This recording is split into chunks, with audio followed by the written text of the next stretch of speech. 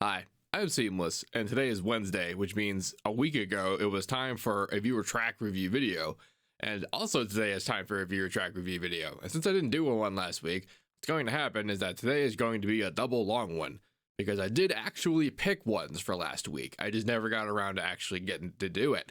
So I still have them, and I'm just going to go through them. I don't actually know what order they're going to get played in, because I also picked them for today. So there are picks from today, there are picks from last time. We'll find out what kind of order it ends up being. But starting us off for today, I guess before we do that, if you'd like to have one of your tracks featured in one of these videos, what you do is you head on down to the Discord, which is linked in the description of this video. And within there is a channel for you to submit stuff, preferably in a format that I can download it so that I can do my thing where I pick a thing that's kind of random, but not all that random. It's pretty random. Anyway, once having done so, you get selected and maybe showed up here today, like this track here, which had a name. It was submitted correctly, but the file came out in a thing. I have no idea what this is called, but it says DNBMINIMAL DRM reference for V4 master. Whatever, let's listen to it.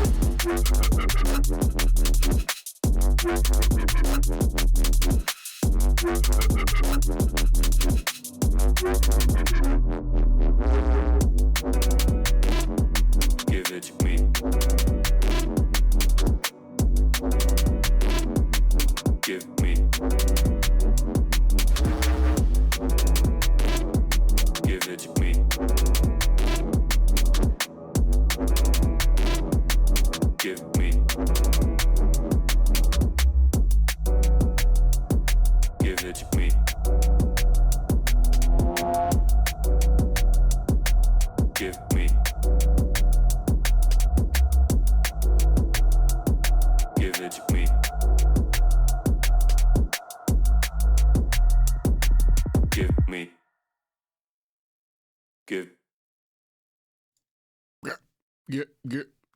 Yeah. Okay.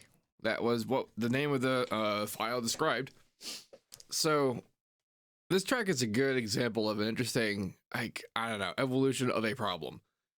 This track is fine. I like it. It's mixed well. You can hear all the things. And that's the description of what I basically understand, quote unquote, mixing well to mean. And here's the interesting evolution of the problem, which is how you make drums legible in an environment like this. And that's basically been the problem ever since drums have been invented. Like from the very beginning of recording time, or even just being in the room with a drummer recording, like hearing a performance, it's always been about how do you contend with how loud drums are? How do you make a thing feel like it contends with it without wrecking a whole lot about what the things are? And the art of mixing and mastering is more or less progressed towards the ability to combine things in such a way that their coolnesses are all accurately represented despite having perhaps disparate and conflicting power. This track is a good example of like the drum and bass in here, the actual drums aren't that powerful. They're not that long or snippy or snappy or incredibly transient or super powerful, but they're there. And they're really clearly there. You can hear when all the beats happen. There's no errant sort of weird in the middle muddiness that makes you think there's other beats happening. There's just very clearly what's going on. And being able to do that now is a bit of a choice. It's also like, because when I was learning how to do stuff like this, the age of drum mixing was all about power through the presence of crazy hard transients that just murdered everything by way of also incredibly hard sidechaining. To basically guarantee that you had your stuff like punch all the way through. And that's all well and good. That's a style and that's great. And the thing is though, is that that's a shortcut to what was actually the desired result, which is a certain kind of legibility. I had a big problem with like the late 2000s era breakbeat because it adopted the sort of modern drum and bass mixing style, but it didn't, in my mind, in my opinion, it doesn't totally work in genres that are actually based on how funk drums sound, how a drum kit sounds, because that's a certain dynamic reality. It's not really about samples and instruments. It's about how they perform each other and how like they play the way that you hear them played by a person on a drum kit. And eventually it gets worn out and distorted and evolved, and people's ideas of what that means changes over time, but essentially that's still the aesthetic we're working with. So let's take this random section, for example. Give it to me. It is kind of possible to make a drum kit in real life sound like that. There's pieces of instruments that are built in such a way that are so small and tiny and flat that when you hit them, they basically just sound like that kind of like tapered thing. But getting here like is also that this is also the thing that's the most easiest to mix on top of the content that's the rest of this track. And that's a great strategic choice. But the way and balance of it still is within the aesthetic of what a drum kit is, just by a lot about the basic definition and just existence of what the instruments are. But also the way that they're apart from each other in level and presence and power over time rather. So that's the focus, and that's the challenge. And in modern times, we basically have the choice to add and keep and have whatever flavor of drums we want. And when we start asking ourselves, what is it about the drums we actually needed? It's mostly just excuses. It's just an excuse for whatever we could do to make sure we actually can still hear the drums. And that it's interesting that now when we have all the options to do whatever, seeing the things that actually work when people's individual aesthetic choices shine through is interesting, because it's kind of a lot. It's hard to actually say whether or not like there is a good direction or bad direction to take something like this. I'm sure whoever made this had a target, had a thought, and has like, you know, percentage or not of how hard they mail, whatever they're trying to do. But when I look at a thing like this, I'm looking at it in terms of like what like the average kind of genre looks like. And this is square, center, it's this, right? Like it's a really good example of this thing that this person was trying to see if they could nail. And they did. It's a very long way of saying they did a very good job. I really hope you guys either like my crazy long-winded descriptions of things that are ultimately very basic, but yeah. Good thing YouTube does an automatic chapter separation thing, right? Because you can just skip to the next one without having to listen to me talk about this stuff. Anyway, Good job. I don't. Someone actually did name this right on the channel. I know they did because I went and clicked on it. I saw it, and then the file I downloaded is this. It's very weird. Coming up next, we have aestho with. Let's say this clown. Oh, it's called thislow. My prescription is like 10 years old. I really, really need new glasses. But let's listen to what this sounds like. I don't need glasses to hear.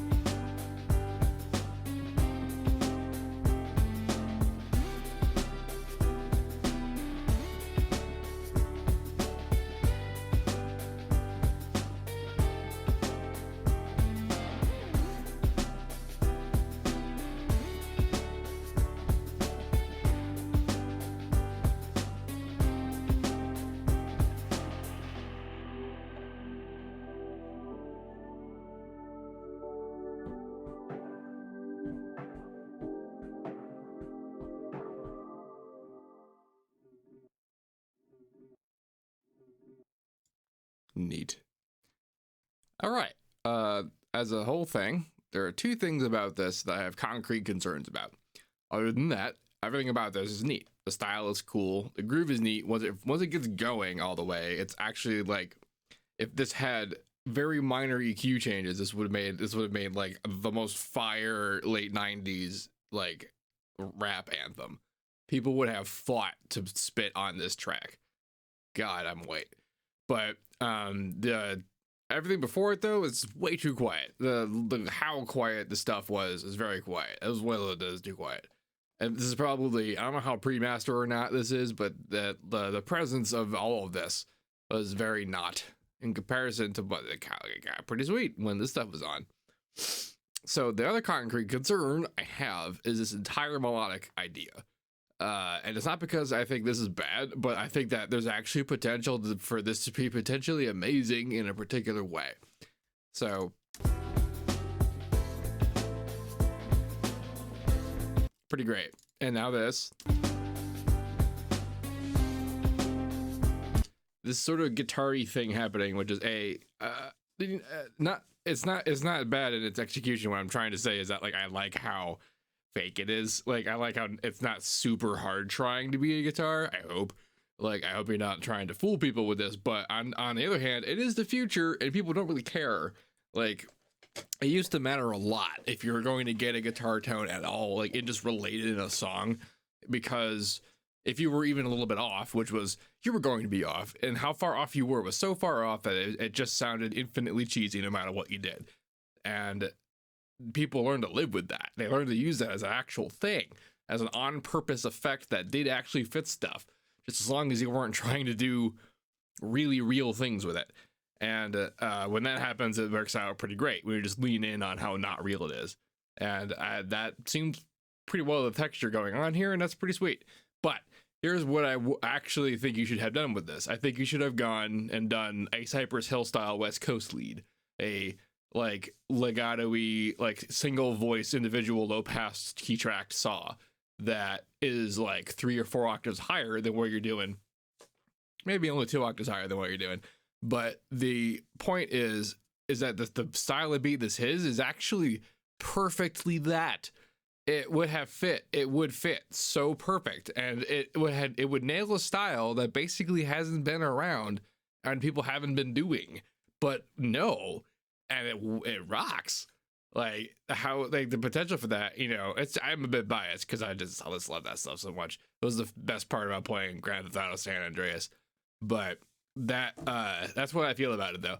This is not a bad execution, and this did work for what your dad is. Like there's a style that this fits too. Like, and it's fine. It just could have been that. And like I feel like that's a funner target. But that is me. Moving on next. We have BassApex. BassApex, yes. With Rebellion. Yeah. Wow, that's like a black hole of a joke. Wow. All right, let's hear what it sounds. Also, wow, this. I'm pretty sure I know what that sounds like, but still, look at it. Okay. Exciting.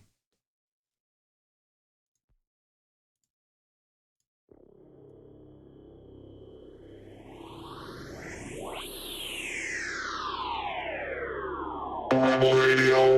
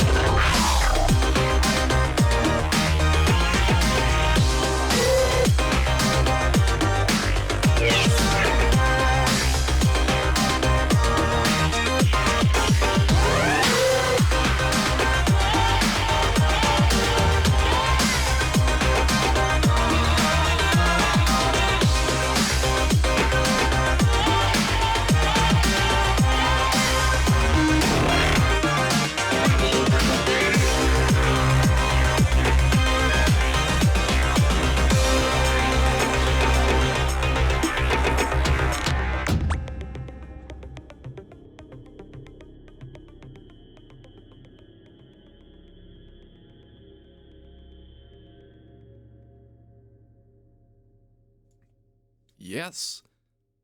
And then, oh, look at loops.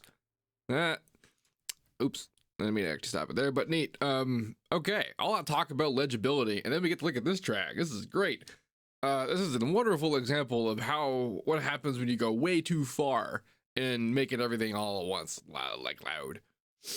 So let's compare this to something equally busy, but with power that does it, in my opinion, correctly. A good study for this would be pretty much whatever Madian does. What's great about this track is that it contains all of my favorite things. It uses most of my favorite kinds of sound design. It even does all of the most fun progressions. I'm a real basic progression guy. Like, a lot of people have this idea that I'm even dumber about music than I am. I'm pretty dumb about music. Don't get that wrong. That's not an inaccurate description. But one of those, there's an imagination, sure, that I stick around a couple of progressions because I just don't want to be more complicated than that. But I just like those progressions. I'm from the 90s. Those progressions are in me. And this song has them, and I love it. And it basically only has mixing as a problem. So the primary problem is the description and reality that power is relative. And if your kick is not much more powerful than anything and everything else in the track, then it isn't powerful. That makes it a problem when an instrument is supposed to have power as a thing that defines it to us. This is that legibility thing. And I was describing before about how the aesthetic of a drum kit isn't just about an instrumentation description. It's also a levels and discrepancy difference each other. A relative power difference to things. So like, when you live in the future and you can do anything and you can fix every problem and you can smoosh it, did you see the level on the limiter during all that? It was incredibly flat. And Madian tracks are like that too. But the difference is you could still feel that like certain elements have more effect than others. So, but it is not necessarily literal, because 0 dB is still 0 dB and the thing is still only going to peak up there. And if everything else is up there with the kick, it doesn't matter how much I can talk about dynamic range, that's still reality, right? But the thought is, well, dynamic range has an effect and relative power has an effect. And this is where we get special with sidechaining. Because there's the mixing consideration for sidechaining, which has to do with just putting a hole in the thing that's shaped like the thing you have, so that you have not as much like contribution to your headroom problem. You do that enough and you have enough space to pull in a lot of things, and this track has a lot of stuff in it and you can hear all of it at once all the time, which is impressive, mind you. Like the musical indentation of this track shines through. All of everything that's in here can be heard at once. It's kind of awesome. It's just not as awesome as it could be if that actually wasn't the case. Which is weird, because you wouldn't really, like, when you're trying to do this kind of thing, because just how hard it is to get up to here, you think that this is the kind of goal, that there's a perfect version of stuff, and that it's this maximumness, right?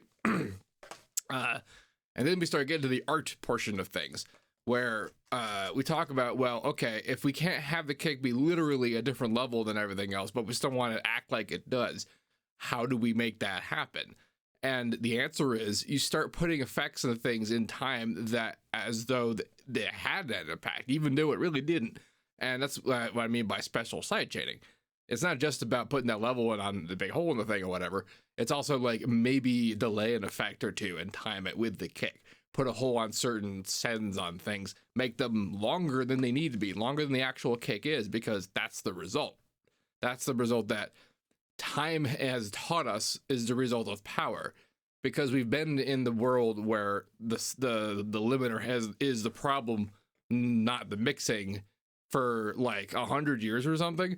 Like, I don't know how long recording in general has existed, but like overall headroom and compression has been the problem forever, and the result has always been that if a kick comes in and is loud and everything, that it just kills everything. And now we live in like super ninja mixing land, where we can get so sleight of hand about it that we can do this, that a track can actually exist. It's like this. Like, you're about a step away from being hardstyle, and mixing a hardstyle track is not easy. It's because you basically had to think about it the same way that you do a Madian style thing, which is that everything has a timed consideration for an expectation of power, like which on some Madian tracks being kind of housey things, like that's a little bit easier because when that happens, it's just your world's a beat macro. Like, you know how a base macro will have like a 0 to 100 experience and you can automate up and down. You just imagine that your entire track has a beat macro, a thing that happens every time the kick happens, just down and then and you just tie some parameters to that and you make them time around with it. And now it doesn't matter if the levels are rigidly mirror solid.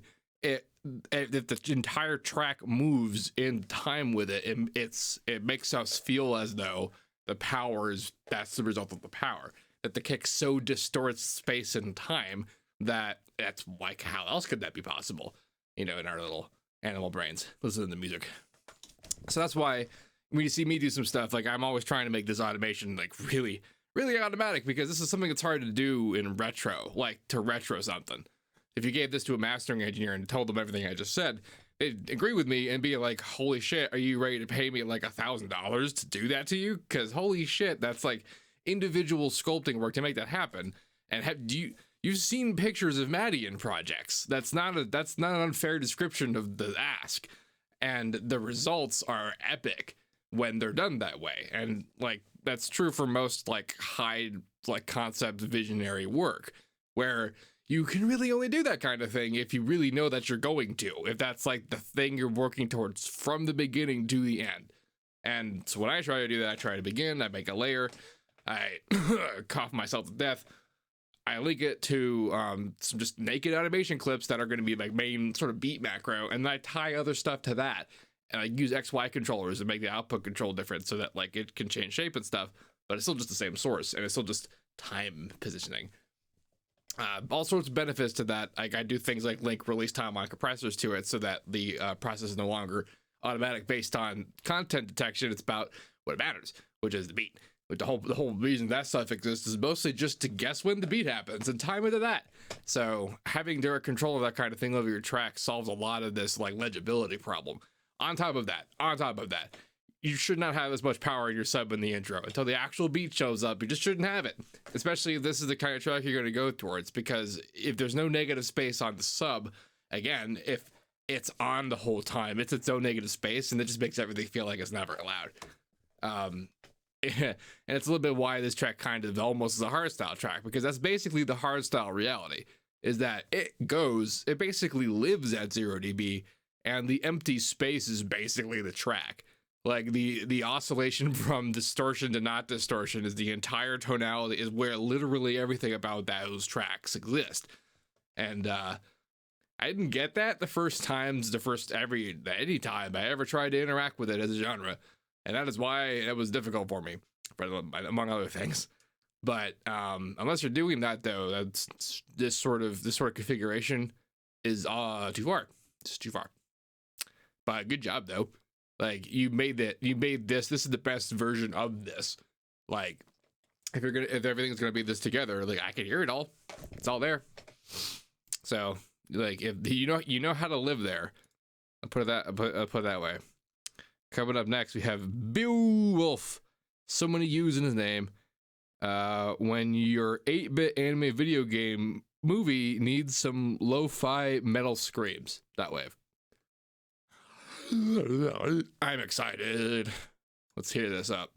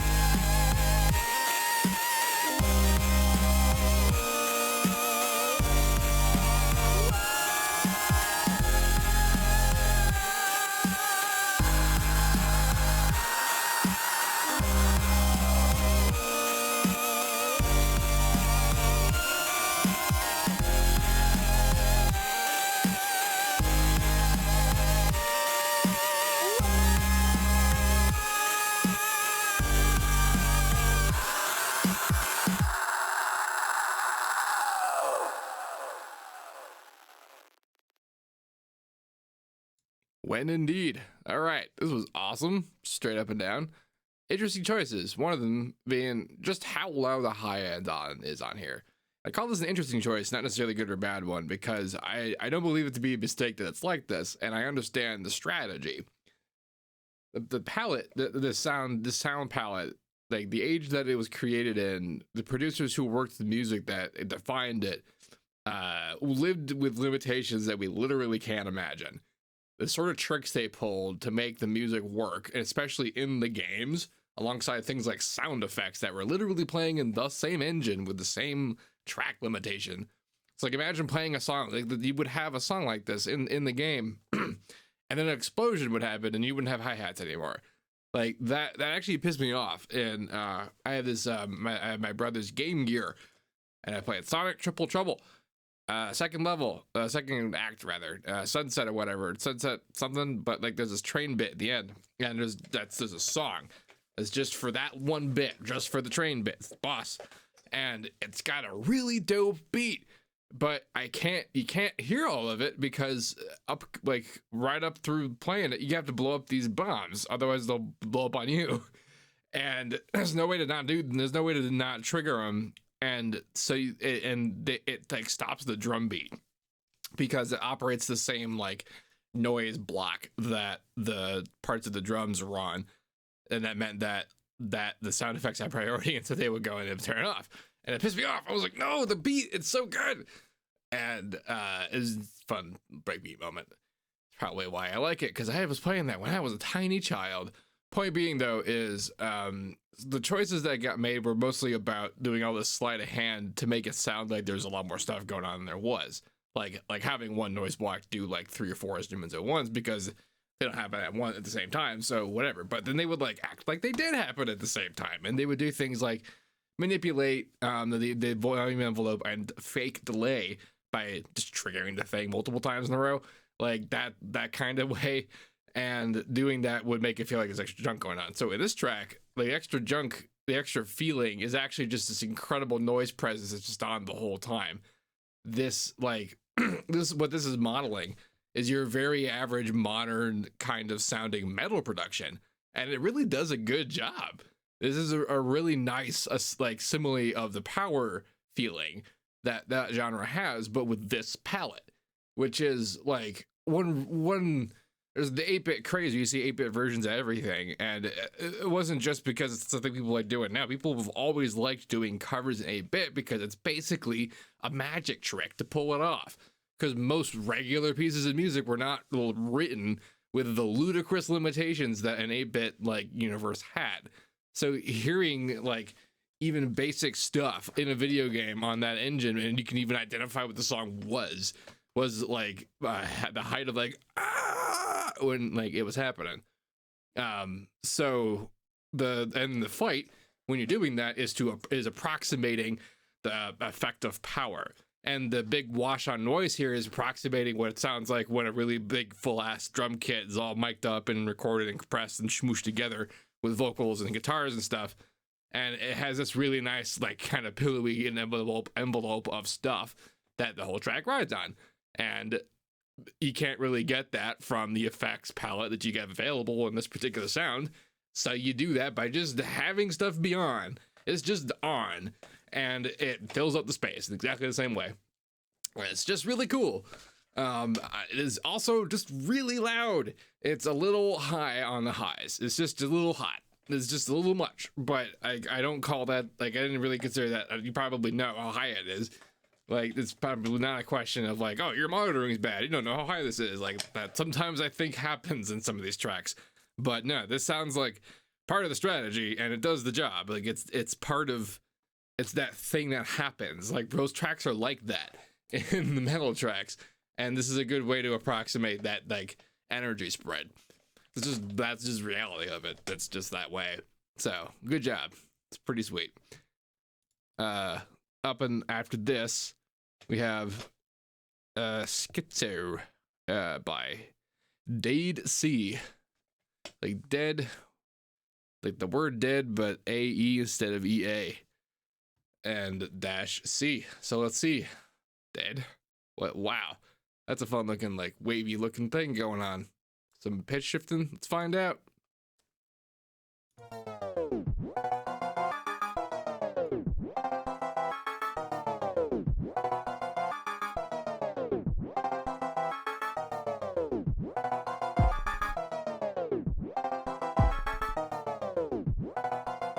Daed-C Productions.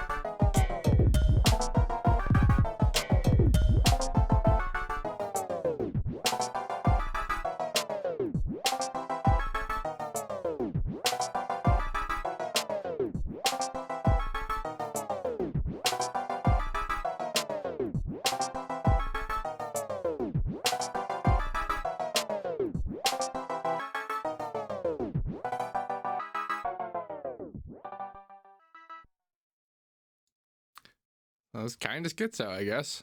Sort of that's sort of the intention, or that was the description. So this a little bit sounds like the stuff that I made like my third week of producing ever, when I was basically not in control of anything. This factually does sound better because I had no idea. I had no clue how to like limit something. I didn't know what a compressor was. I didn't know how to make things not either blindingly distorted or completely silent. Those were my two modes. But in between, you know, if you could actually detect a song, this is kind of what it would sound like. And it's good and a bad thing. It's not, it's weird. And if like, there's nothing wrong with being this weird. This is precisely a thing I could hear someone wanting to slap in behind something being weird. This is classic being weird music. Like, good, cool. You found it, did it. I bring this to the 3-week stage for me because back then it was mostly about like surviving the track process. It was putting things on, not knowing how they come on or off or whatever, and moving things around, trying to make things different, mostly creating a weird proggy mess that I could wrangle a little and try to be like, okay, if this was the thing I was doing, what could it have possibly been about, and how might I like survive explaining it if I cared. I knew that I wasn't trying to make gold or whatever back then, but the kind of point I'm making is it had function, but what was the goal? And did you learn something from it? I did learn things from stuff like this back then. Oh god, like there's not really a comparison to make just because the software just wasn't even like a little capable. That was like FL3 stuff, right? But I'll tell you what though, the teacher I had back then that I was showing my music to and who would give me advice on stuff would probably love this.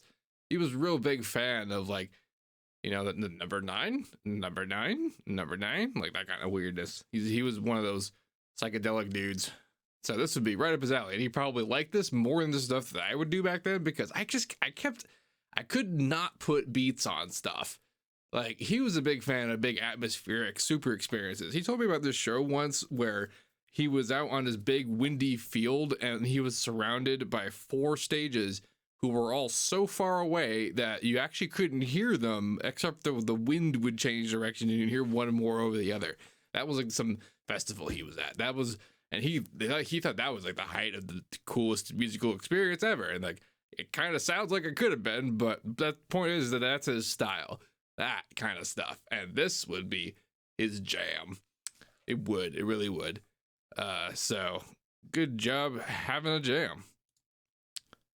Coming up after this, we have Triumph by Embo. Woo! A red hot track. Let's hear the hotness.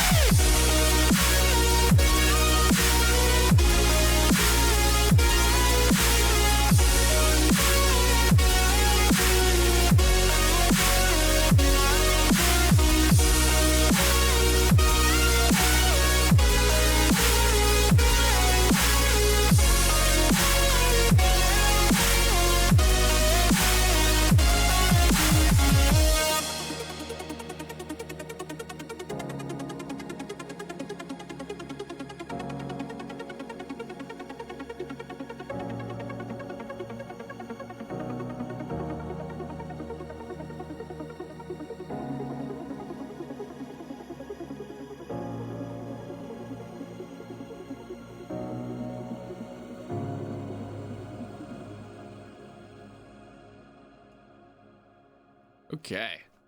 So parts of this track were exactly the goal you were going for. Like, damn, this is so very on point for that precise era of this.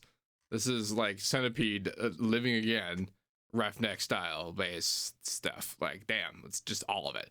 But here's the thing, though, like the rest of it, the parts of it that aren't exactly that suffer merely from the crime of going too hard. I'm going harder than that stuff went. Now that's an interesting. This is an interesting question because this Rob Swire stuff, right? Old Knife Party. Rob Swire also old Pendulum, and there's also a new Pendulum, and rare miracle almost, but not a miracle. The skill of these people be able to generate a new version of that old style that actually does also sound like the old style, but is modern, has more power, has more punch, is cleaner, is better than the old stuff, is more that than it was. There was also a newer System of a Down that came out that was also somewhat similar, that actually just nailed them, did them better. And this feels so momentous to me because I'm mostly used to the big iconic individuals not necessarily doing their lightning in a bottle again. Like, that's the thing that happens. The Metallica happens. And then coming back eventually to the old sound is this big, huge, super thing. But the cool thing, the hard thing, the unbelievable, that you could decide to do it thing would be to do the old thing new and better. That's just to expect that to happen at all is epic. To expect repetitive longevity in doing so is obscene, and pulling it off ever is just awesome. So like I bring up Pendulum about it because even in those versions they don't go this hard.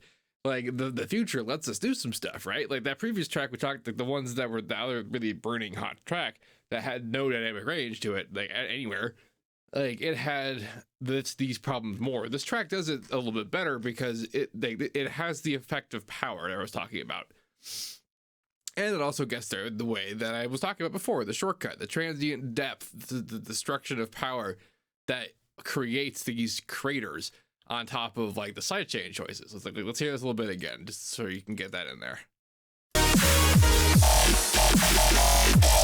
Like, sort of where the power is, but it's not totally where it is, and the hole isn't exactly fitted with the sound. It doesn't actually make all that much sense, like when we look at it from this angle. But feeling it wise, it feels like a big crater happened. It feels like a big punch in the face, and that's the thing that a kick does. Any way you can make that feeling happen will have solved, like rhythmically speaking, that requirement.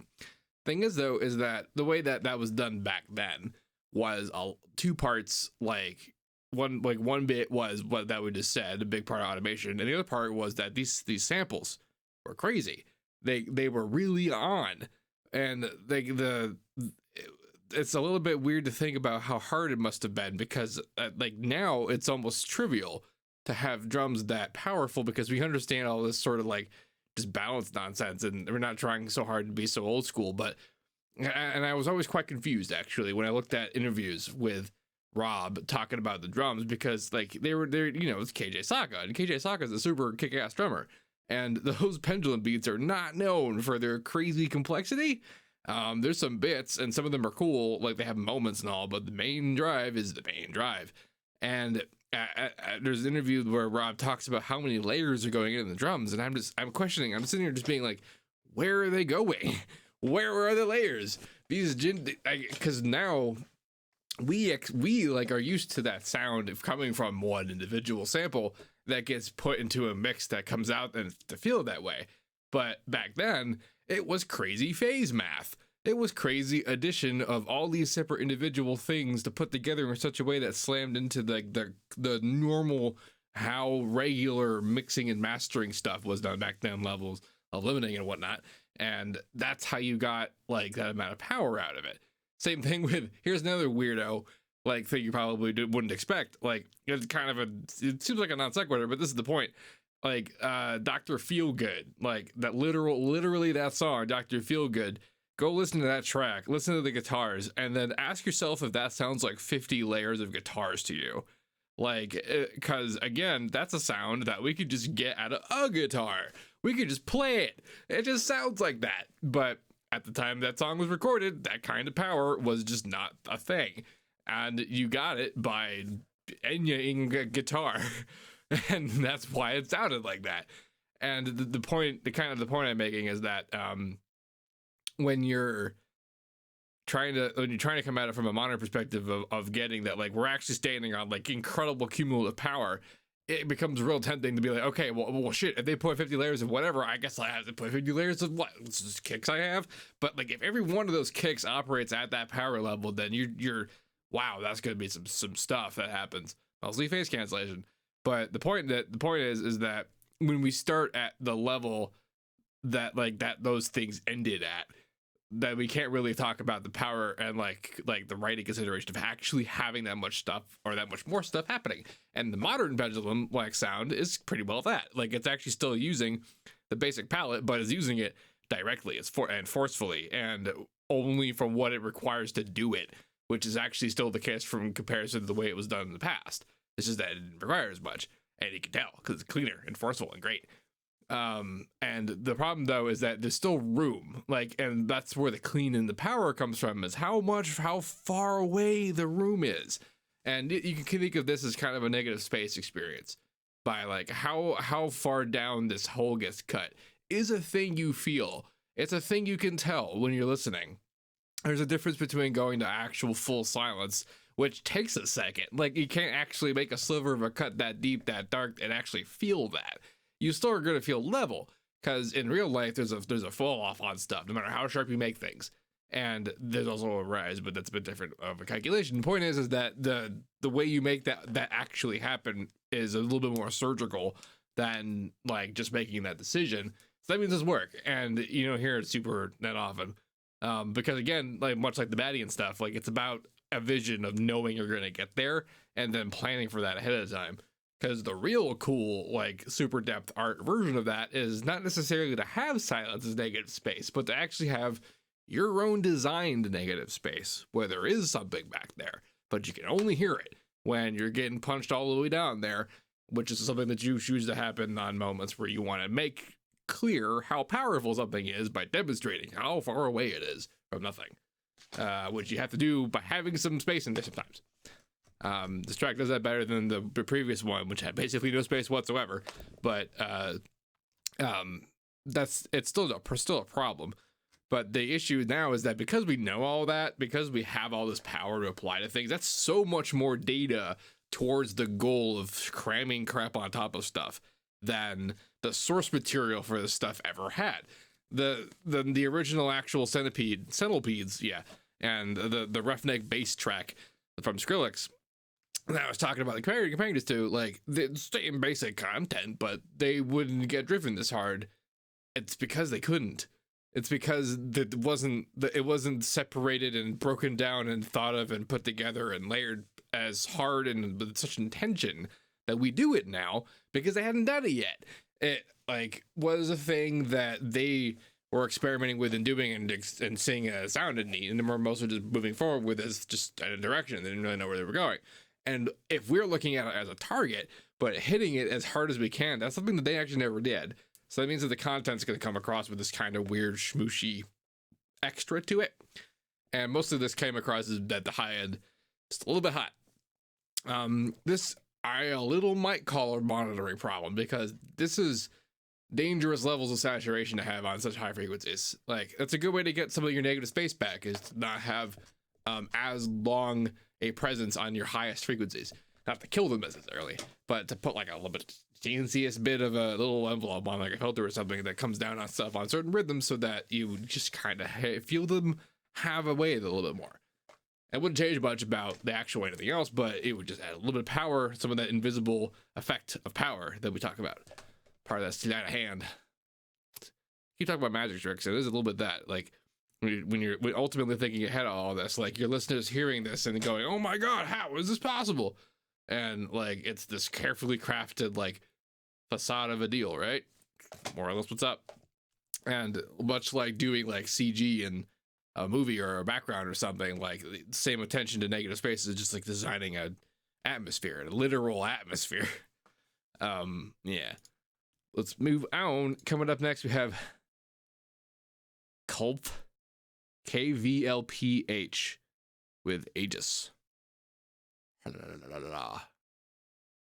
Let's see what this is at like. And note the time. Where are you, XSplit? There you are.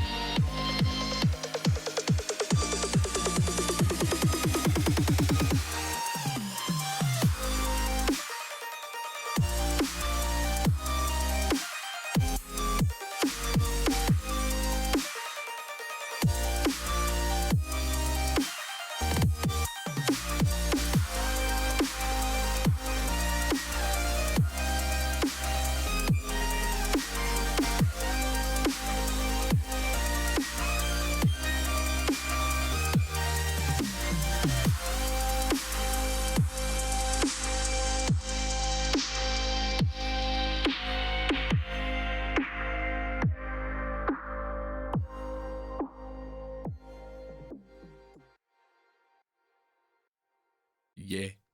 All right. This is actually a very good example of basically everything we were talking about in relevance to those previous tracks and in terms of legibility and power. And it's using all the stuff that we were saying. Here's a big sidechain hole being carved into a thing that absolutely this would have been considered a problem once upon a time. This is basically what happens when you jam a kick really hard into a limit and move some stuff around. And the thing is, though, is that things were designed explicitly to make it so that this wouldn't happen, like multi-band compression, which exists as a thing, so that where the big old power is wouldn't affect stuff where the power wasn't. But doing that makes it feel less powerful. So here we are, and in the future, intentionally putting longer than necessary holes in things to phantom create this sensation of large. And on top of that, we do some stuff like what the snare is doing. This is a good discussion also about why layer ever in sound design. A lot of my original experiments in sound design ever were mostly just single path synthesized doing things, right? I tried really hard to get like to an end result that would have a thing that would just be what it needed to be at the end. That I wouldn't necessarily have to build it out of parts, so that I would just did it and it'd be great. It also frequently meant that if I changed anything about early in the chain, I would get some cool variation that would kind of still be similar, which is a big deal in sound design, right? Problem though is when you have to try and mix that with stuff that you weren't planning on using. Like, here's something else doing cool. You're like, you want to put it in there. Oh, it doesn't really fit this thing. Well, I don't really want to change this thing, or maybe you can't because it's a thing that has some kind of phase discrepancy that you can't touch. Then what do you do about this thing? This is one whole chain. You gotta try and whip around some early parameters so that it eventually comes back. Like, as though you're still living in a world where you're miking up a guitar amp and instead of EQing something, you're changing the angle of the microphone. Like, yeah, that's super legit and all, but holy crap, come on. And that's why we layer. That's why we separate jobs. And the job of this snare is twofold. It's this big kick looking transient thing and also this snappy noise experience. This could have been in the same sample for all we know, but it's definitely an independent generation that made the sample. The point is that like these two kinds of experiences come together to make us feel like there's a snare there and it's big. There's a big power hit, and then there's this effect of largeness, this reverb. Like, what reverb is a sensation of a space. It's the CG equivalent of putting fog in something, like a kind of visual blur. This is a largeness experience, like Raleigh scattering or something. Point is that like job was separated as a separate thing, this noise burst. And as a result, you can do stuff like not have it interact with the main transient. Look at that. Nice cut up thing that just doesn't contribute at all to the headroom when nothing happens. And it's also high passed to the degree where it doesn't interact with anything else that has any kind of power problem, which means everything that's here can be precisely the way it needs to taste forever, because all the power that's separated from it just can be. One fun also fact about just mixing in power in general is that the higher frequency stuff just doesn't have the level power the lower stuff does, even though it sounds at the level about as high. That's just the reality of it. This stuff has to burn amplitude wise to feel like this stuff, even though they're not even close to the same level of level. They still feel the same level of loudness. I do actually think the tie in the hand and this was like, I don't think it's too high. I think it's the absolute limit of how high it should be. It is almost too high. It started off being too high, but then I got used to it, which probably means it's too high. But that, like, if I could continuously tell that I'm not getting used to it, it just keeps being too high, and that's just actively too high. And this is fine. The roll off is where it needs to be. I was checking the EQ, and that's just the limit, though. Like, dangerously high. But the thing is, you could be that kind of in control when you separate the jobs that way, because you end up getting the parts where it's like, okay, now I've put in this ARP and it has a little bit of kind of mid-range power more than expected, so this noisy pad thing I got going on in the background that has to have some problems changed to it. If the middle section of this whole pad thing is its whole own thing, I could just turn it down and change nothing about anything else happening. And that's unbelievably valuable when it comes to mixing stuff, and really, really hard if a thing is sourced from just a thing. You don't have that kind of control unless you do the me thing and you figure out how to move around the parameters and angle the kite so that it flips around just the right way at the right time. But that is a thing I get to do for fun. It's not really practical. This is way more practical to actually be that kind of separate about stuff. And that's why layering. That's why, like, it's technically a smarter call to make, like, to build a thing out of some stuff to make it feel like one thing. But, like, you want to look at it on, like, a jobs thing. In this case, like, the job we've been discussing is this conference of power. This being able to be like, there's going to be loudness, and it's not really going to be that hugely different levels wise, but there's going to be an experience of it that makes a person feel like it's huge. And that's the job. What are the parts that are doing it? In the case of the kick, it's this big negative space doing it for us. In the case of the snare, there's this requirement of a room element. And that sound design consideration was as separate as that requirement was. Look at that. How cool. And like those kinds of choices overall made this track pretty cool. I dug the experience. Moving up and down, we have Nagini I, yes, with New Galaxy. Cool. A new galaxy. Same as the old galaxy. Here comes.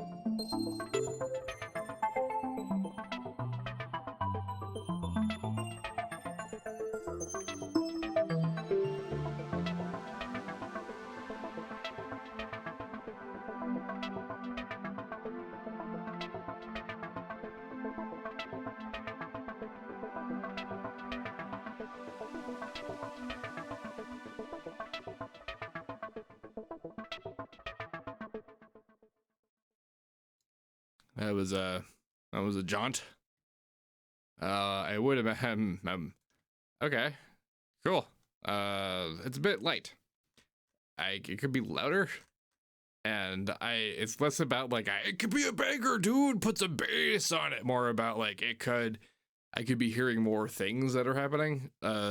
Because sure, I keep being all like I'm shrugging at this because I almost can't think what you could have wanted this to do or be, and I'm always trying to be, oh, this could be used for and then maybe that's what you were trying, and what? Because what? And it could, video games, basically any kind of music anywhere, right? There's a use for everything anywhere, but this has a meandering, like experimental nature to it that's pretty cool, and I feel like it could be extrapolated a little harder. I think is mostly where I'm going with this. Like I don't know how whippy this was, if like how like fleshed out a thought how far you were going, or how far you are going with this. I think it's cool enough that you could go harder a little. Because like it's called New Galaxy, and I look at this little oscillation thing going on here, and I'm thinking to myself, you know, and I've not tried to make math metal, but I could think of a couple of fun rhythmic expressions on some math on what galaxies are that could be kind of neat. And this kind of seems like it's got some of that kind of fractaline nature going on to it. And I think that could be a deeper thought done, right? Again, don't know what your thought was. Maybe that was the thought, because if it was, cool. Actually, yay. We have finally worked down towards something that I imagined this could have been for. And that's what this was for. It is an excellent first step. Like, do a part 2. Do like a middle-aged galaxy, right? Because I guess a new galaxy wouldn't be all that complex, right? Like it'd be like one of them one of their like not spiral looking dudes. It just kind of looks like a center of a galaxy without a galaxy. That's kind of what this track is like, which is still pretty impressive. Well, there's still galaxies, bunch of black holes. Oh, they are rings. Black holes are rings. It makes me think some stuff about stuff, you guys. All right. Coming up next, we have Oaken with Heart of Giza. Wow, another burn track. Let's see how this one burns. Let's see how the power is conflued. Also, probably, I don't know if this is an homage to Paul Oakenfold, but if it is, awesome. Probably not, though, just because of the title and the way this looks going. But maybe it is not, because some of those tracks are some of my earlier fun inspirations to make music. All right, here we go.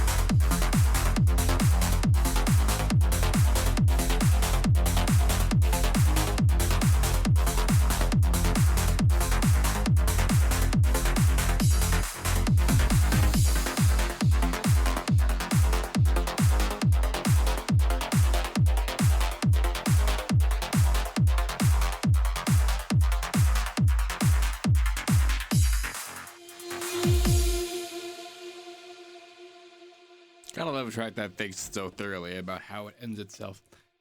What I find fascinating about like this as a thing is structuring a track out like this exists entirely because of DJing and DJs, and an interesting kind of consideration for DJs. Because imagine a world where your track existing period rested on whether or not DJs thought playing it would make their set go hard enough that people would want them to come back, because having your track was actually like a weird secret weapon, because sharing it wasn't the thing that happened. The internet didn't exist.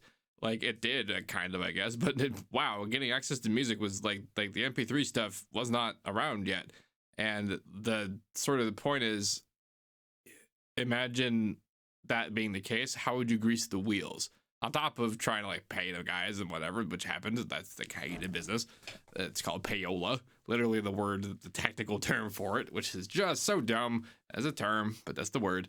Point is you do stuff like this by designing a track to be easy to play, that like it actually just does not necessarily the DJ's job, because like now this is essentially the DJ's job. You just 4-track it up and you fade in stuff and high pass and filter things and make cuts and do cool effects, whatever, and like a DJ can do that. But that's like that's the modern advent of DJing. Back in the day, it was just mixing tracks and beat matching. That's the thing they were doing. Like, the beat matching was what a DJ did. And a track that did this meant that like the blend was epic. The blend would just be so cool, and like basically the future essentially, and it like would make a track valuable. And as such, we get tracks that are designed this way. And like in real terms, you'd see tracks that would be like this, and then there'd be like the radio edit or whatever, and like that'd be what you actually heard on like any kind of consumed version of it that wasn't listened to at a club or something, where like a DJ had control over how long it was and whatever, and you wouldn't really hear it as part of a thing. But as time moved on, like either stuff got lazy or just the ways of consuming music meant that you heard the DJ mixes primarily.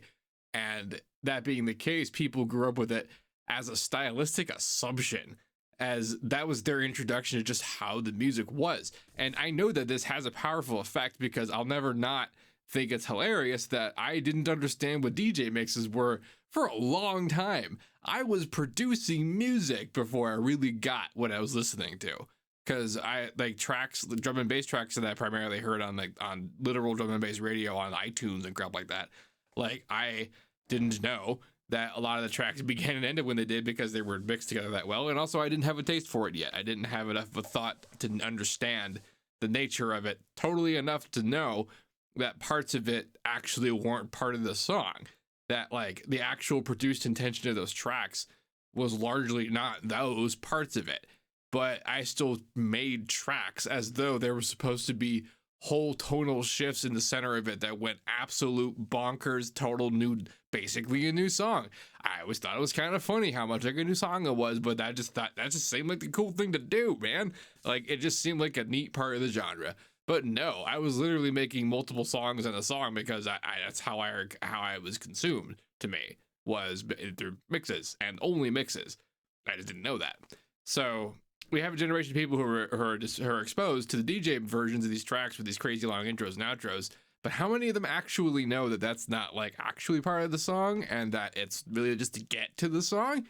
I feel like this person gets it. This is the most classic this I've seen in forever.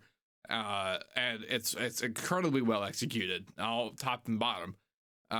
But what also sometimes you'll see is like attention to this sort of detail in a strangely artistically deep way that makes a person act like that was actually an expression that needed to happen, and not that that's actually designed to be a part so unbusy that it would be lost because it's supposed to be layered with things, and or that a person doesn't actually listen to the song that long. This is weird considerations about how to write this kind of stuff. More like these things are not so much designed to have beginnings or ends. They are a kind of magnified lens of an experience blown up before us that we consume loops of in a configuration, but a little bit like a band kind of doing a jam. They could come back and do it different ways and how, whatever. Who's to say what this song actually is? right? Maybe? Who knows? Maybe you guys. Coming up next, we have Feel Like by PoliteCrow. Crows are pretty rad, you guys. If you don't fuck with them and you're nice to them, they remember you and they're nice to you. You basically get bird bros. Just be nice to nature, and nature helps you out in return. Like, nature likes to protect things that don't break stuff because it understands how valuable that is. That's a really weird thing to recognize about animals. Anyway, here's up and coming this track. Once I read the time and hit the go button.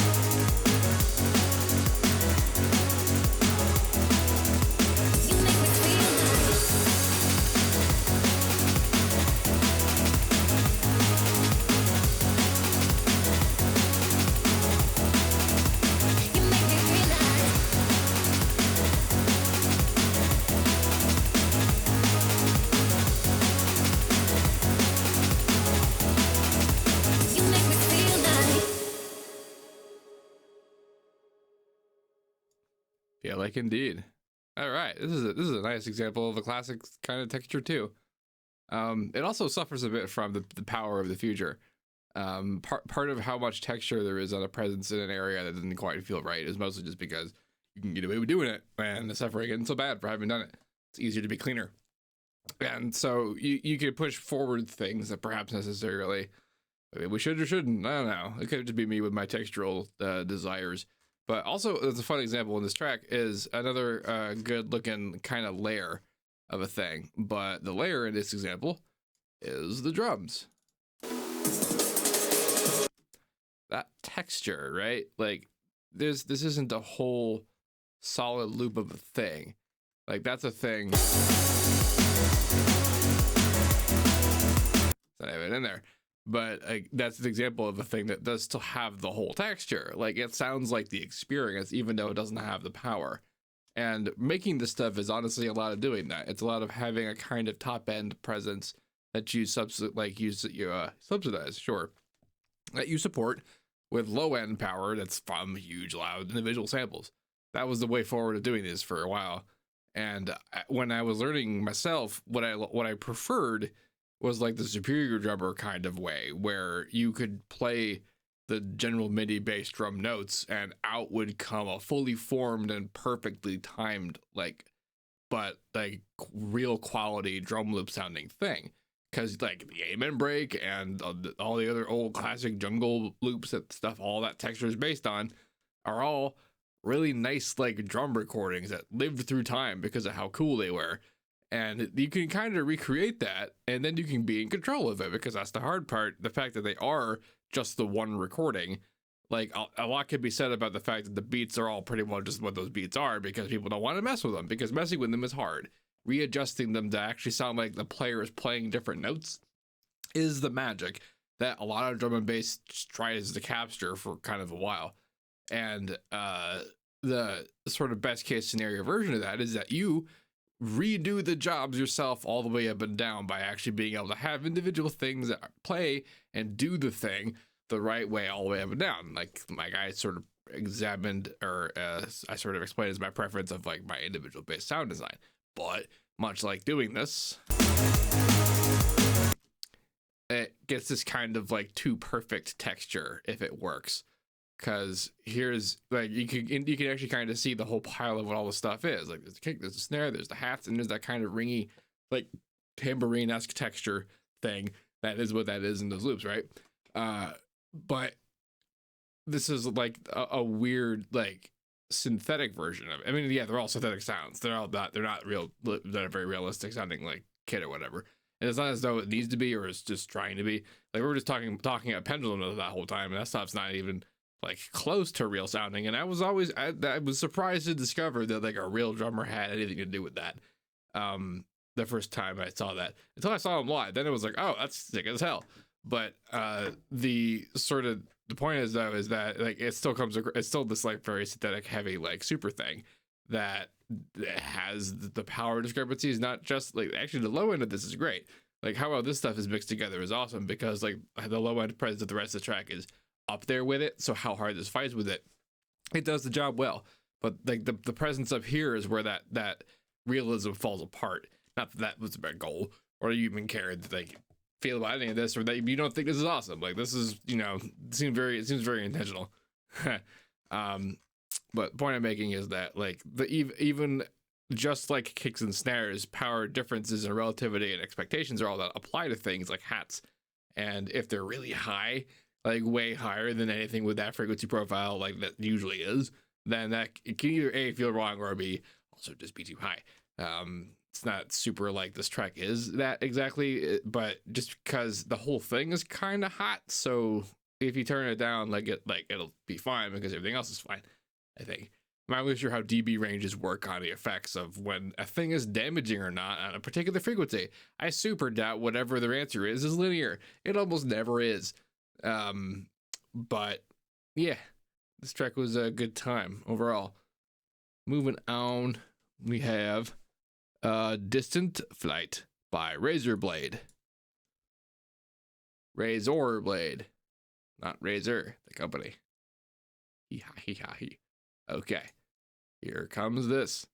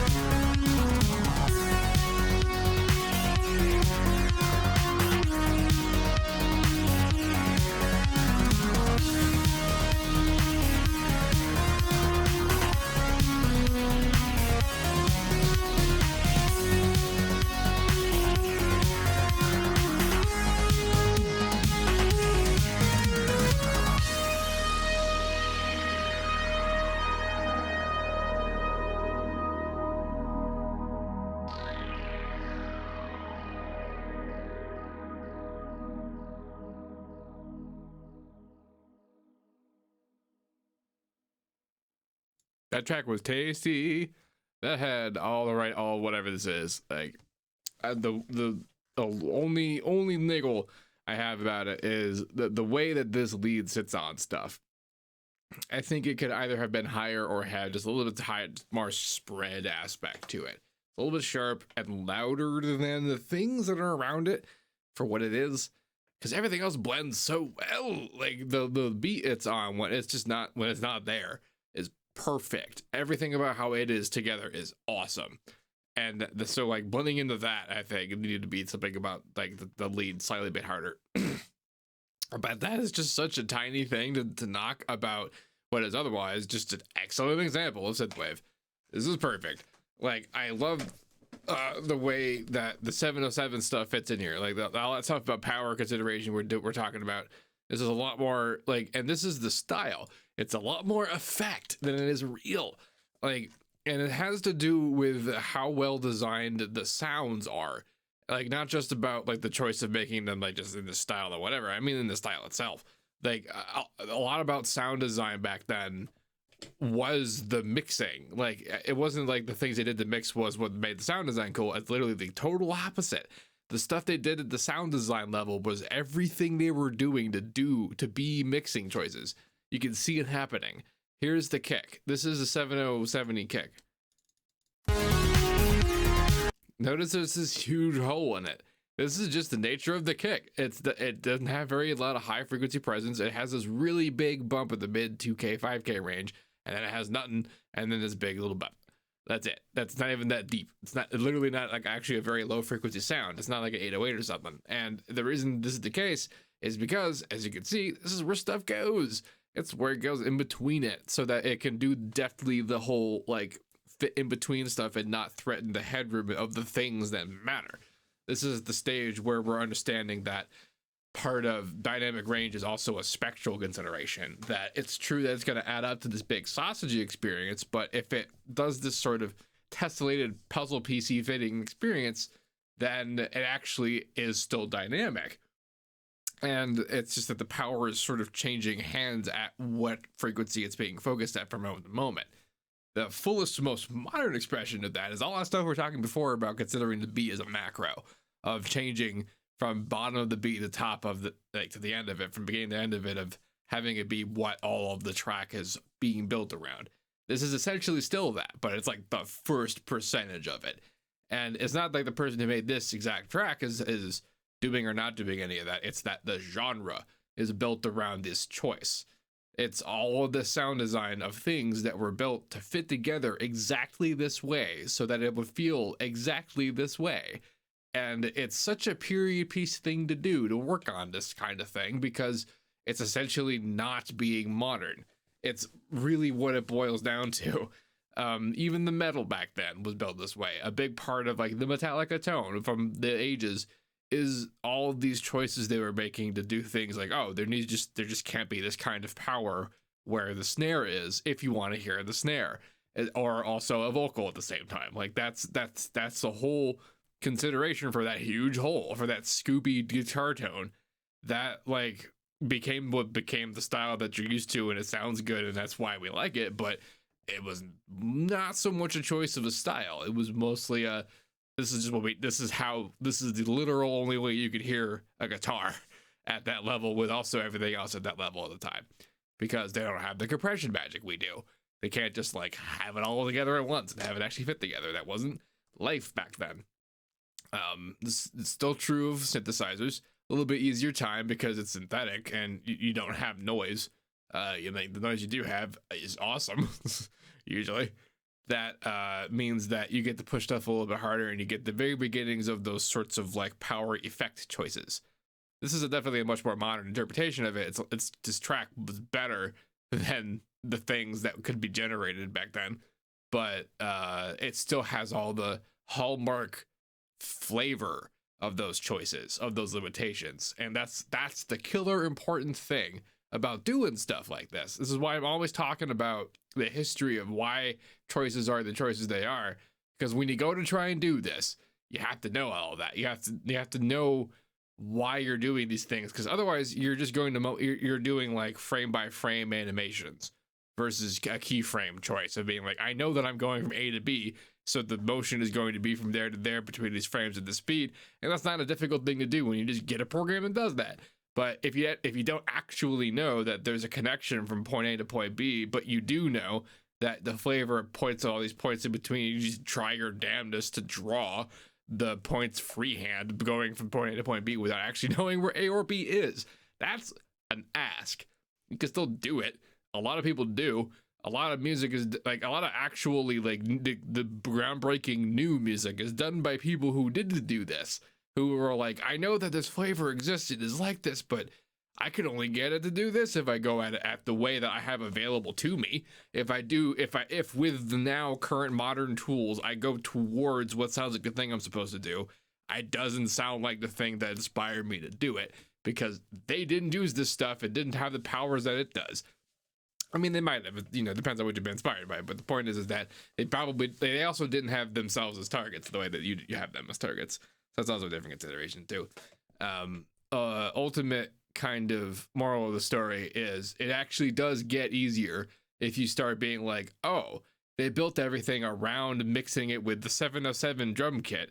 So my sound design has to exist within this realm so that it works with these things. And so I have to make choices that Like, it turns out there's a lot of questions you're asking yourself when you're making stuff about, like, is this good? Is this going to work? Is this right? Like, what sounds cool? What's a good idea? And a lot of modern choices are a lot of impossible infinity things because we can just do whatever. But when you're trying to do period piece stuff, it's very like, oh, well, why did they do the things they did? And then it turns out that, oh, well, actually, as it turns out, there's always so many things I could do if I have to exist within this little specifically boxed area of like, wow, I have to compete with this particular sound at this particular space at this time, and it has to you do all that way, and then hey, look at that, you get a synthwave track, sweet, totally sweet. Or you get that 8-bit track, or you get that Madian or that freaking almost centipede sounding track, right? Like, those are like, their choices were made, and how well you want to make them again is going to be about understanding why they were made in the first place. And much like etymology of a language, it turns out there's lots of built choices over long periods of time that cause a thing to be a thing. I just never want to stop talking about it. Moving on though, we have Balter by RL. Sure. Let's see what this is like. Yeah.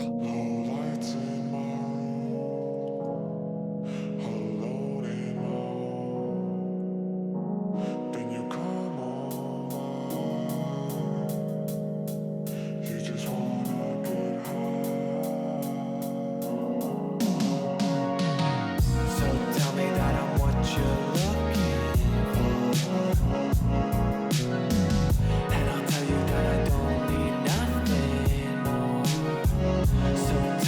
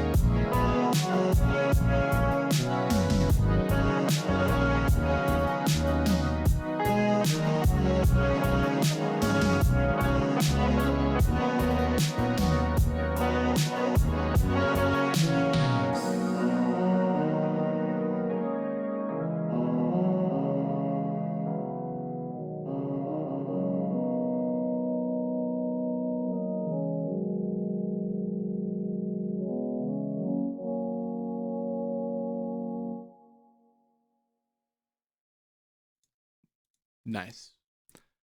So what I liked about this is, especially coming off of that synthwave track, is you a little can feel the evolution of the style creeping into like the pop stuff, like how it became the modern pop stuff. And this track is a nice little exploration on a new aspect of it. Like it's as a groove, no part of it really seems any kind of groundbreaking, but what I like about it is the sandwich of it. It's just like a really well-made sandwich that you're familiar with. It's got all the right bits, all the right stuff that you have. It's a configuration that like just happens to have just a really excellent texture. The vocals are a little hot on the low mids. It feels like kind of where it's supposed to be, like where the power is all from, but it's a little too. It is where the power is from, and it does a little bit contribute to the header a little too hard, and it's messing with your compression profile. And considering that the texture of the sandwich is more or less that's like the bread. If you want to continue this metaphor, compression is basically your bun. It's the thing that's putting it all together. And it's like if you put way too much, I don't know, any one particular ingredient, then it gets kind of away. And the vocals in this case imparted its energy a little too hard from in that range, and that's causing the speed of the compression to interact in a way that's commonly referred to as mud. So either adjust the speed of the thing to make it, but whatever. But in most cases, you could just reduce the level of just the highest power part of it, which is the lowest frequency bit of it. High pass it basically as high as you can before it starts to sound bad, like really bad. But you do want to shave off some of that power, in my opinion. But it is also just my opinion. Like texturally speaking, it doesn't really threaten the track. It's just a way that I'm not totally sure you wanted. Rest of it's groovy. I like the grooving. Moving and the grooving. Okay. Up next, we have WDYM with In Case You Weren't Aware. Hoffa, hoffa, hoofa, hoffa. Here it comes.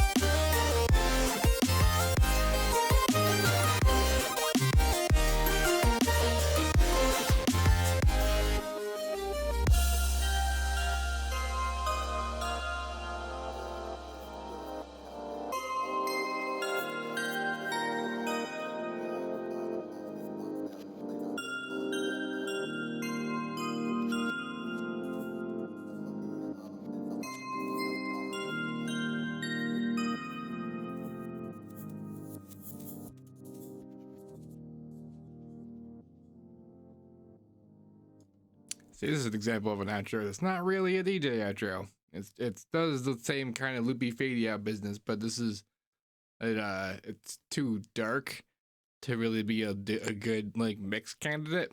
It would still be fine. Like they work on it. Like a good DJ would have like infinite ways to mix that.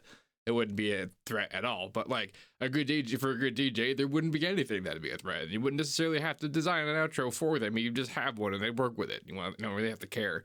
In fact, to be perfectly honest, there's not really a need to do that for any reason anymore. DJ programs basically can make DJ intros out of songs without a DJ doing anything, like in real time. Even it's just like the age that started becoming a thing. The capabilities of DJs were about their manual beat matching abilities. That hasn't been the case in a long time. Anyway, this is great. This track is great. It has the element where you can very clearly tell where the mix was based, like where the focus was, that it was created around, and it's definitely this area. That's great. It's very big, gigantic. I like that. And the neat though is that the rest of the actual track doesn't suffer for the fact that it doesn't have all the girth of the full mix. It actually still feels and sees right for the elements that they're doing in the moment. And it also very, very coolly and correctly reads.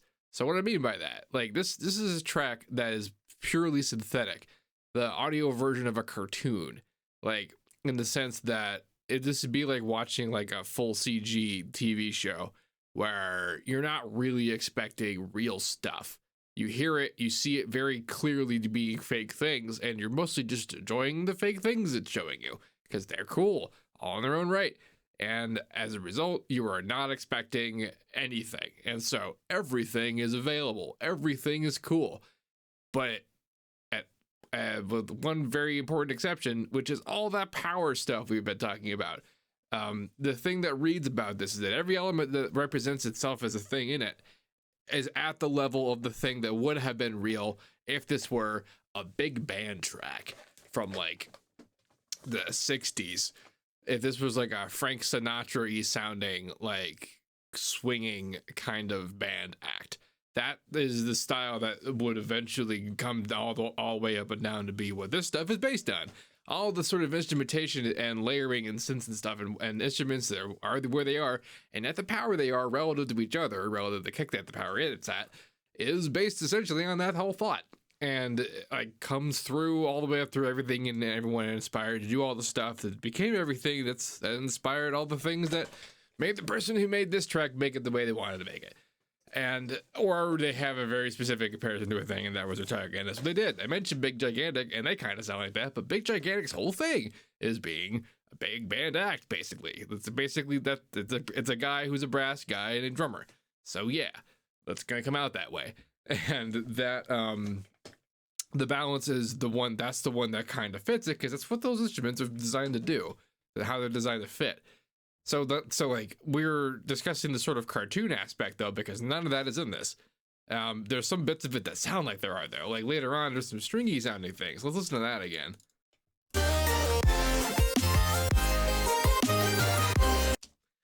Are there strings in there though? It's a little bit hard to tell. And this is a bit of a terrible analogy because it makes me sound like I'm calling this track trash, and I'm not, because it's not. But this is a bit like the trash pile effect, where you see a trash pile, but you walk around it until a certain angle where you see, holy crap, it's actually a very intricate sculpture that forms a very specific picture, like of two people kissing or something. A beautiful vase. One of those. Like that's kind of what we're looking at. We're looking at the trash pile version of a big band track, where it's a collection of not any instruments, of not any real thing, but when it's configured at a certain angle and acts a certain way, that it comes across as one. It's like, oh, I can kind of see a big band song in there. Like that's how stylistically that stuff gets translated through all these things. And so when you're designing them, if that's your goal, if you're trying to make things fit that way, everything individually has a job. And the job is to perform and fit the spectrum and to act and to receive power and transmit power the way that the instruments that they're based on did. And we've been talking so far in terms of drums. Things like the kick and the snare hitting apart things and things being sidechained in a way to make a thing feel like it has a kind of power, which is that like a kick.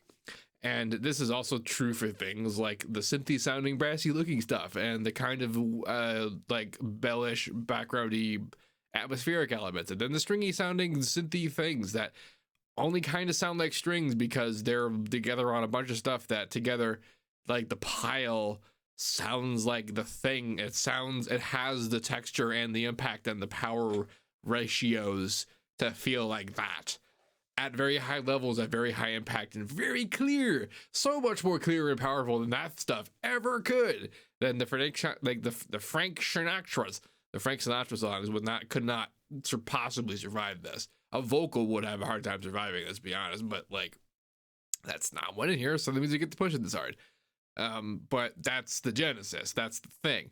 And this is very not falling prey to the problem of being too modern, of like, okay, I actually can push the power so hard and far that I'm not actually worried about a limitation, because a lot of the relationship to power that created this stuff, that inspired it, was actually about people going as hard as they possibly could with no consideration for anything, because they had no hope to hit or even like kind of touch like illegibility.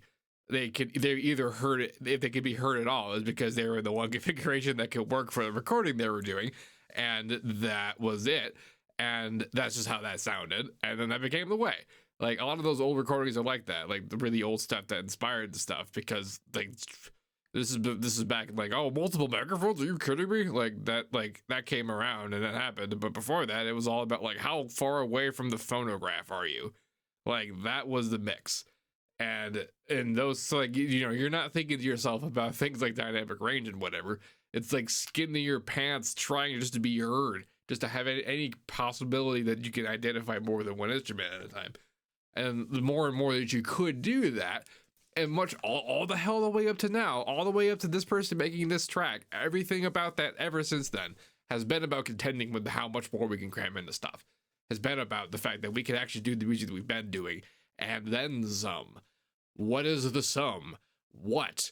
Like, it becomes, that's the experiment. Like, we've done the thing. What was holding them back, and what would that have been like if they weren't held back? What the hell would Black Sabbath have sounded like if they had the powers and technology we had available to us now? What the hell would Mozart have sounded like if he had 1/8 of the abilities that we do? Like, yeah, all right? And a lot of those, often, very seriously, the answers to those questions are just the things we're doing. Like, it's not even about, like, saying that, like, you know, they're any kind of stupid or that we're any kinds of geniuses. It's just that, like, the transmission of thought that they were doing was focused on for hundreds of years. So of course it's the basis of the things that we're doing now, to the degree that if they were given the opportunity to do it, they'd probably be doing the same stuff. Mozart would probably write Avicii tracks. Like, absolutely not even kidding. Coming up next, and to end the track to today, we have literally End by Biuuuwulf. I didn't even intend this to be the last track, but it totally is. It's called End. That's kind of awesome. Rock on. Here it comes.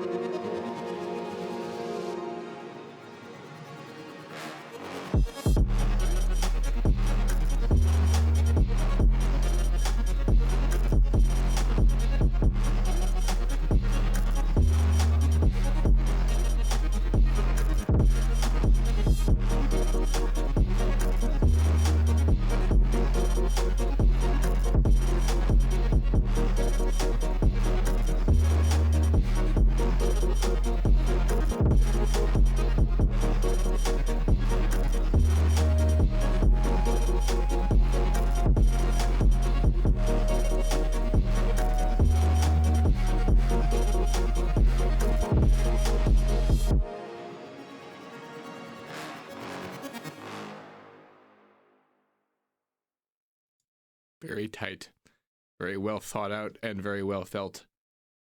This is a very future-y kind of track, right? Because it's got all this texture to it that doesn't totally feel like grounded in things.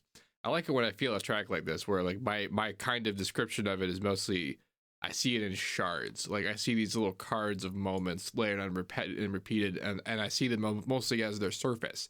And I have a hard time. Like I talked a shit back about that previous tracks, like crazy, you know, big beat references and whatever.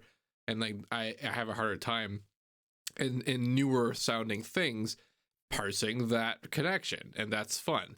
So like, you know, I could talk about the kind of 808 hip-hop-y stuff, like that's very clear present here, but and like, yeah, the future based repetitive like RP kind of whippy things. But what's super cool I like enjoyed about this is that a lot of the high-end texture that you would normally have in this track is not being done by percussion. There is percussion, like a kind of granular thingy that's doing the trappy tappy thing in the background, but it's mostly interplay with the top end of the whipping main deal that feels like there's top end percussion filling the job of what would normally be a very active scene in a track like this. And that's the cool thing about it. That's the thing that's neat.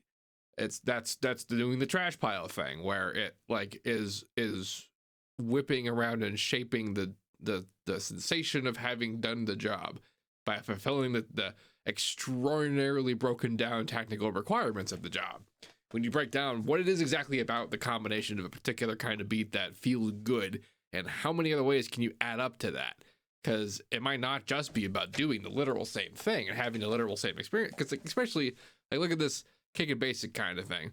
This is a thing and a sound. Like there's no side chaining that can happen in here, but it just seems together and permanent.